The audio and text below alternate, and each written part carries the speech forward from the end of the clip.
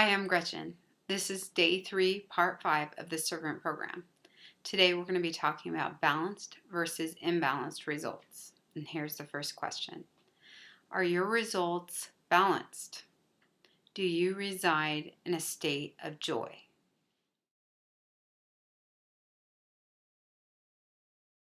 The truth of the matter is that we're all swinging like a pendulum around the general balance to some degree. To the degree we swing to the northwest, we then swing to the northeast. Equal and opposite. And that's okay. That's life. That's ebb and flow. It's the way that it is. We wake and then we need to go to sleep. It's like yin and yang. The very tilt and rotation of the earth in combination with the nature of our bodies create this general imbalanced state in which we live. So without this imbalanced state, we could not change our results. We could not identify our inherent balance and then work to obtain it. So we have to experience sorrow, the sorrow of the imbalanced processes we engage in order to know or identify the joy of the balanced process. In figure 1, we see that our inherent balance has some wiggle room in relation with the exact general balance in the north. So even if we swing to the northwest and northeast to some degree, this is still within our inherent balance and therefore regarded as northern. So we may, even though we're not exact, we're still northern. We are alerted to imbalance by the sorrow effects we experience. That's why we need to pay close attention to those general effects we experience. They may not be like the next door neighbor's effects, right? We've got to learn and experience them for ourselves. When do our sorrow effects kick in? And when they do, that's when we need to yield and change our process. So when they become too much, we know we have swung too far for too long from the balance. When we engage in a balanced process, we receive the effects of joy. When we strive to keep our process balanced continuously, the experience of joy becomes the result or the state in which we live. So we have both a level of balance in which we presently reside and a desired level of balance we're trying to obtain. The more balanced our process becomes in relation to our inherent balance, the more we are satisfied with the flow of peace and energy we experience on a daily basis. In figure 2, the north line represents the general balance. Level 1 has the widest arc around this balance. Resultant effects at this level are less intense than at level 2. Level 7 is where the resultant effects are experienced at the greatest intensity. It has the most narrow arc around the general balance. This means we are interacting with our general cause at the highest frequency possible. Here's another way of saying that. In figure 3, we see that the more narrow our swing, the more intense the effects we will experience over time. If we desire to experience more intense effects, then our balance needs to progress closer to the general balance. If the state of joy in which you currently reside is imbalanced with your inherent balance, what is the process you can engage in to draw closer to the general balance? As we transition from a lower state to a higher state, we experience incremental results. And what that means is when we're striving for that greater balance, the changes in the continuous peace energy effects that we experience, they are mild at first. We may sense them, but they're pretty mild.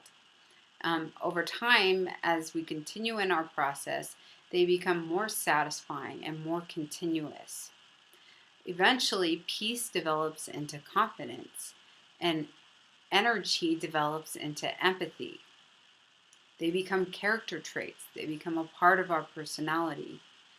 So we both reside in a state of joy and emanate this state through our process, which is the effects that other people experience. Remember that as we process and as we interact with others through our process, we affect them. And so others will experience the effects of the state in which we reside and that intensity, right? Whether it's low or high, they will experience that. So within the state of joy, we can still experience the effects of sorrow temporarily.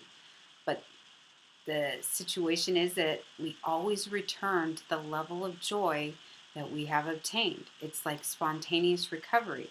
It's the baseline. We always return. Life events, adversity, people can affect us still. We experience sorrow, but it's like a rubber band. We always flip back and come back to that state of joy that we have consistently worked to obtain. When we draw closer to our inherent balance, we obtain our specific desires more efficiently, step by step. In Figure 5, the blue points along the north line represent the attainment of our specific incremental results. This is how we progress until we have obtained our complete specific desire. Our priority is to strive to obtain our inherent balance. Yet the process by which we do this, by which we identify that inherent balance, is to identify our specific desires and to evaluate specific causes and engage in a specific process to obtain our desires, all the while paying attention to our general effects. And those general effects are born from our inherent desire, our inherent balance. Are you obtaining your specific desires?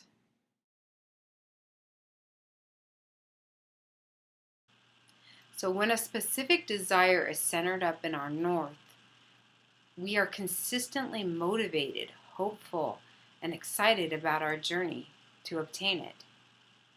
This consistent motivation indicates that our specific desire isn't just a pipe dream, it is obtainable.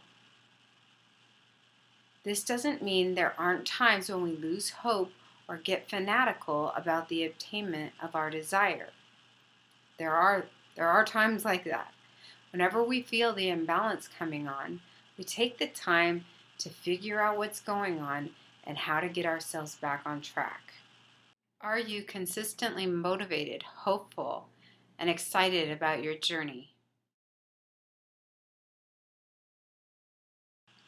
If we reside at a desired balance or are progressing towards it, we have developed a relationship with a cause who is able to support us and interact with us at our inherent balance continuously.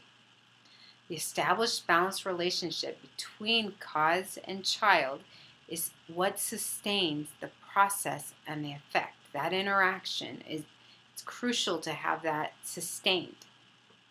It sustains the flow of energy, which creates the conditions of joy. When we develop a relationship with a specific North cause who resides at a level of balance greater than we currently do, our level of balance will increase incrementally over time if we remain allegiant to him. Are you working on developing relationships with specific North causes?